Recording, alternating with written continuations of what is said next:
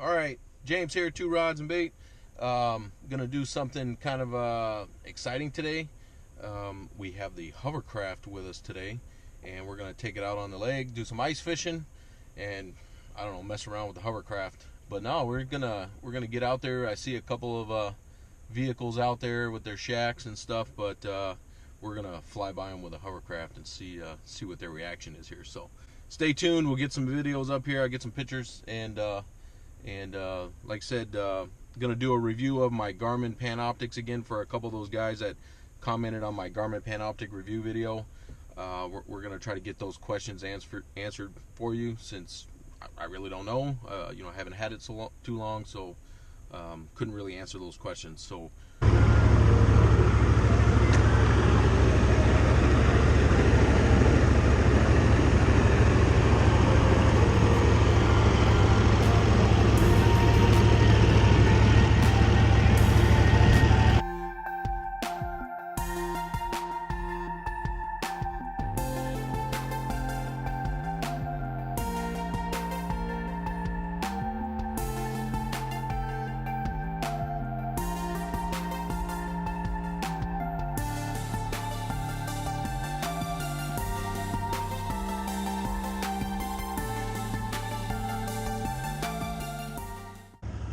So here we are, we're out here, first time having a HOVERCRAFT out, and I must say, we won't bring it out when there's powdered snow like this. So we're having fun, but man, it just throws the snow all up in your face. If it was if this stuff right here wasn't here, oh, it would be perfect. But we're gonna have fun. We're gonna find a place where we want to set up. Yeah, look at all this weight. All this weight, extra weight.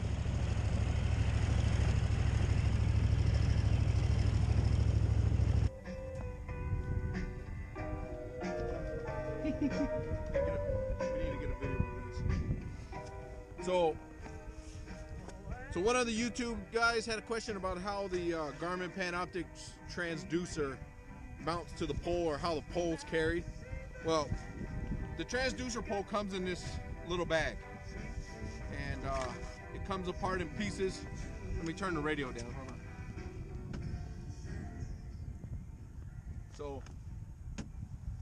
So yeah, so the transducer pole comes in this bag. It all breaks down into little pieces like so, that all fit inside the bag here. So there's your question. I'll get the video link up on the comment, on the comment that you posted the other day.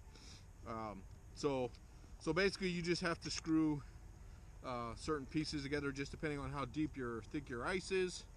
You know, you just want your transducer kind of just below the surface of the ice. So usually I have to add another one, but we'll see. I'm not sure how thick the ice is here. I think it's probably, what, 2 feet, something like that? Yeah, about 2. I may have to put another piece in the middle here. I probably will, just to save time, and because I'm gonna have to do it anyway.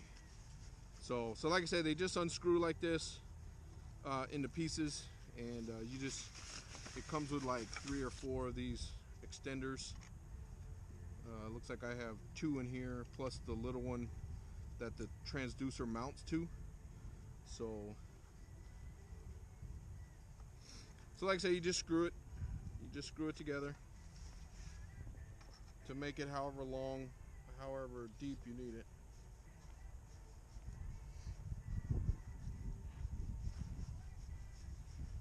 So there we go. I always check to make sure that where my transducer is going to mount, that I screw it so that the handle and the transducer are, so I know which way my transducer is pointing. Now all you do is you take your transducer here, unscrew the little screw that it comes with.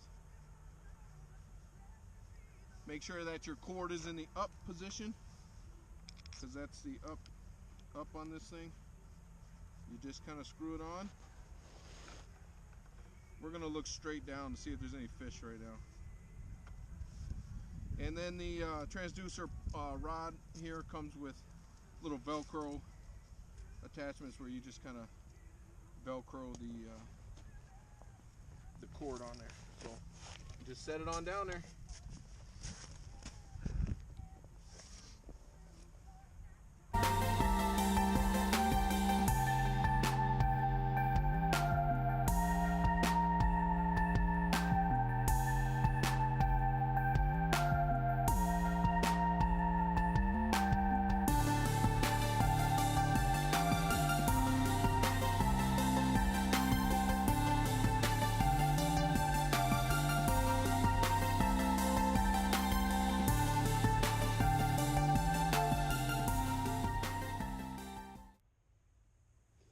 So here we are, we in the shack. We kind of abandoned the hovercraft right now. It's just not the right conditions to have it out here with all the dusty snow kind of conditions. But got our first fish in the house. Yeah, boy. So stay tuned. The Part 2 Winter Olympics ice fishing Jesse James competition. 1-0 right now. 1-0. Ooh, I'm telling you, man, we saw this thing on the screen. It came at least, what are we, 4 feet from the right. Swam right in, banged, just banged my little spoon lure here. He's gonna be a keeper. We're taking him home. So, the Jesse James Winter Olympics, 2-0. You got some catching up to do, bro. I know, right? I know. But yeah, we got the Panoptix going with the dual flasher. Jesse's using the traditional flasher setting, and I have the Panoptix down in my hole. So that's where, I mean, we can see both of our lures on the Panoptic screen, but just to make it more easier for Jess, we're giving him the traditional one. But yes, nice bluegill. Nice one. Nice one. Mm-hmm. So okay, so we know there are perch in here. Caught this little guy. Caught that little perch. So what's the Winter Olympic score now, Jess? 3-0. Yeah, 3-0. 3-0. See you later, guy. See you later.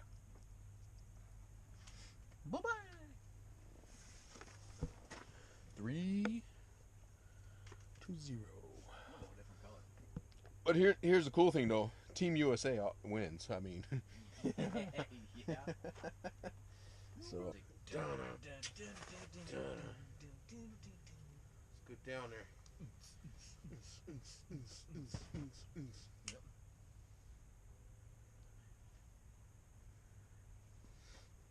Alright, let's see, where am I? Okay, there I am. Oh, got one coming. Got one coming, Jess.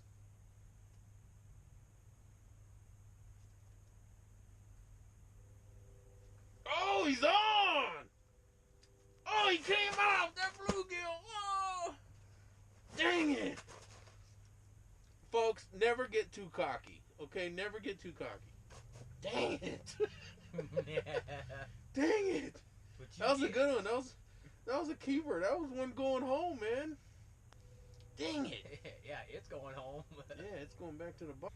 Okay, so Jesse's there on the right. I'm on the left. We're both kind of jigging our jigs right now. So just to show you, you can have two lures down, and I mean that's how far apart the holes are. Panoptix in the middle. I think each hole is probably like a foot and a half to each side of the Panoptix. So yes, you can use this to have two people fishing at the same time. So okay, so for that YouTube question, if you can see your lure being dropped in the forward view, so what we have here is we have the Panoptix over on the left hole, it is in the forward. It's in the forward viewing mode. So we switched it from the down view to the forward view. And hold on one second. I just got my hook caught in my mesh bag here, so I'm trying to get it on. All right, hold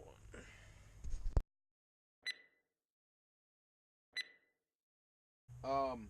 Just want to make sure I get those questions answered for the two gentlemen that had the comments on the Garmin Panoptix review that I did a couple videos back.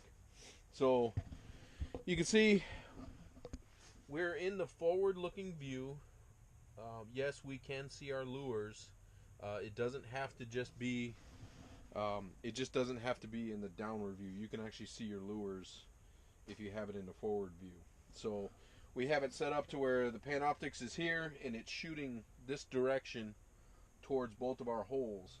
And as you can see, this is Jesse's lure going up and down here, and then you'll see right about in this area, you'll see mine. I'll jig mine here. As you can see, there's me jigging, he's jigging. We do have some kind of movement down the bottom there.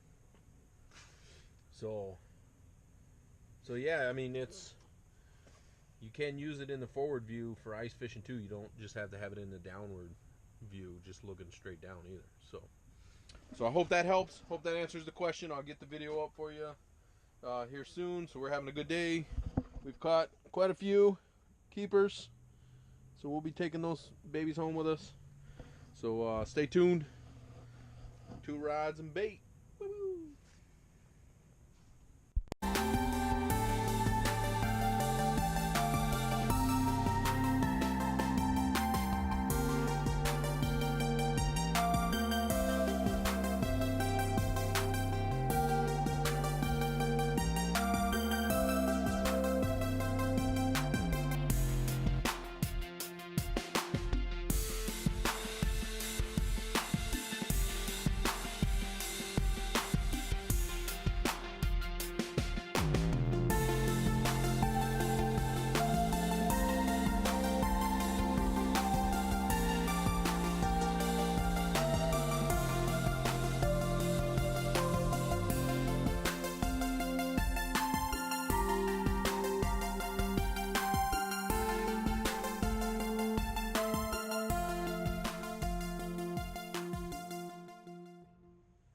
So I also wanted to answer the question to the other gentleman.